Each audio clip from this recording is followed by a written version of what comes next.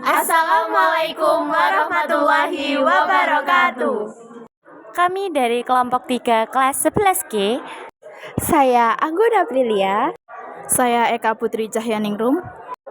Saya Harisma Nur Rahmadani. Saya Nadine Putri Andrianto. Dan teman kami Tias Arum Aristianti akan menyampaikan tentang Syekh Abdul Somad bin Abdullah Al-Jawi Al-Palimbani. Yang pertama, riwayat hidup. Syekh Abdul Somad Al-Palimbani adalah seorang tokoh sufi dan penulis kitab-kitab tasawuf terkemuka di Nusantara pada abad ke-18.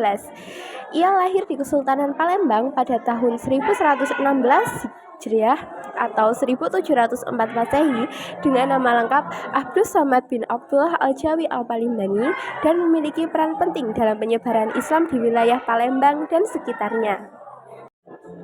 Ayahnya, Syekh Abdul Jalil bin Sayyid Abdurrahman Al-Jawi adalah ulama asal Madinah yang menjabat sebagai mufti di negeri Kedah pada awal abad ke-18.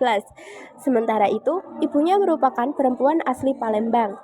Sejak kecil, Abdul Somad menimba ilmu agama di Palembang dan berguru kepada Syamsuddin As-Sumatrani dan Syekh Abdul Rauf Al-Fansuri untuk mempelajari tasawuf. Pada masa kejayaan Kesultanan Palembang Darussalam, ia menjadi sosok ulama yang mendalami tasawuf dan menulis sejumlah kitab sufi yang berpengaruh. Tahun wafatnya diperkirakan pada 1203 Hijriah atau 1789 Masehi di usia 85 tahun. Ia gigih menyebarkan agama Islam dan melawan pengaruh kolonialisme. Warisan keilmuannya, terutama dalam bidang tasawuf, menjadikan karya-karyanya rujukan penting bagi ulama dan masyarakat di Nusantara. Masa kecil Abdul Somad dihabiskan di Palembang. Ia gemar mempelajari ilmu tasawuf dari buku-buku karangan Syekh Abdurrahman bin Abdul Aziz Al-Maghribi. Selain itu, dua orang ulama Nusantara menjadi rujukannya dalam menuntut ilmu. Keduanya adalah Syekh Abdurrauf As-Sakili dan Syamsuddin As-Sumatrani. Ilmu suluk dipelajarinya dari Syekh Muhammad As-Saman, sementara itu ilmu tauhid dikajinya dari tulisan-tulisan Syekh Mustafa Al-Bakri. Beranjak remaja, Al-Palimbani memutuskan untuk pergi ke Mekah Al-Mukarramah. Tujuannya bukan hanya haji, tetapi juga meneruskan perjalanan intelektual. Di kota kelahiran Nabi Muhammad SAW, itu dirinya berguru kepada seorang ulama Mesir, Ahmad bin Abdul Mun'im Ad-Damunhuri. Di Mekah, kaum terpelajar yang berasal dari Nusantara disebut sebagai komunitas Jawi. Pada akhirnya, reputasi Abdul Somad Al-Palimbani kian berkibar. Orang-orang mengenalnya sebagai seorang pelajar Jawi yang brilian. Hal yang dapat diteladani dari Syekh Abdul Somad Al-Palimbani. Yang pertama, kecintaannya terhadap ilmu. Syekh Abdul Somad Al-Palimbani selalu tekun belajar dan mendalami banyak disiplin ilmu. Yang kedua, ketekunannya dalam berdakwah. Beliau menyebarkan ilmu agama dengan penuh kesungguhan. Yang ketiga, nilai tasawuf. Beliau mengajarkan kesederhanaan, kebersihan hati, dan hidup spiritual. Yang keempat, menjaga persatuan. Beliau mengedepankan toleransi dan harmoni dalam keberagaman. Yang kelima, kepemimpinan spiritual. Beliau selalu menjadi panutan dan pemimpin yang bijaksana. Yang keenam, melestarikan warisan Islam lokal. Beliau selalu menghargai budaya lokal sambil mempertahankan ajaran Islam yang murni.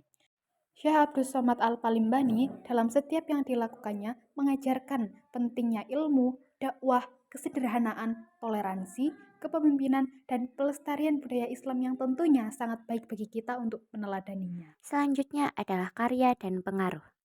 Syiar Al-Salikin Ilang Ibadat Rabbal Alamin. Karya ini merupakan terjemahan dan syarah dari kitab tasawuf Ihya Ulum Al-Din, karya Imam Al-Ghazali.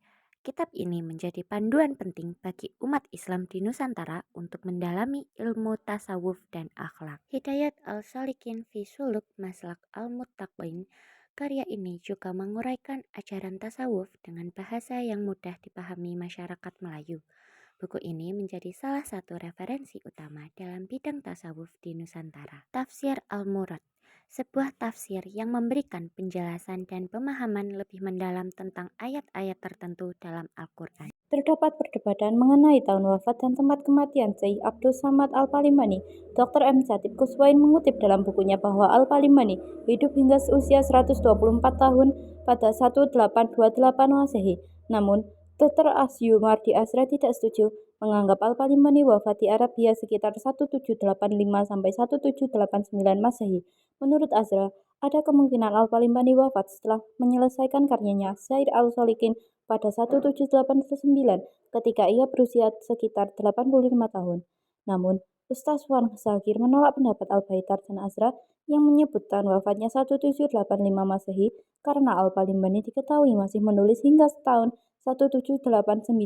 Atau sumber lain yang menyebut bahwa ia wafat dalam Perang Lawan Siam di Kedah pada 1828. Lokasi makamnya pun diperdebatkan antara Palembang, Arabia, dan kawasan Patani, menurut cerita rakyat dan manuskrip murid-muridnya.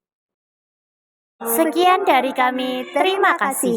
Wassalamualaikum warahmatullahi wabarakatuh.